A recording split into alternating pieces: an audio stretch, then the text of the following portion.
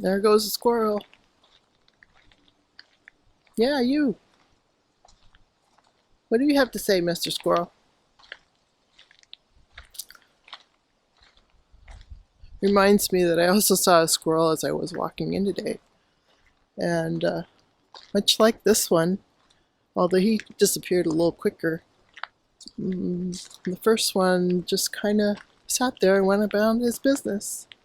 Didn't mind me whatsoever.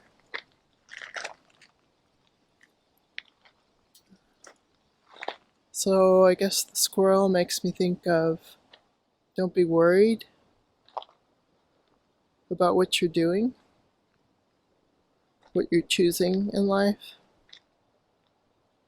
It's your own business. You can't expand your light if you don't choose to walk in it.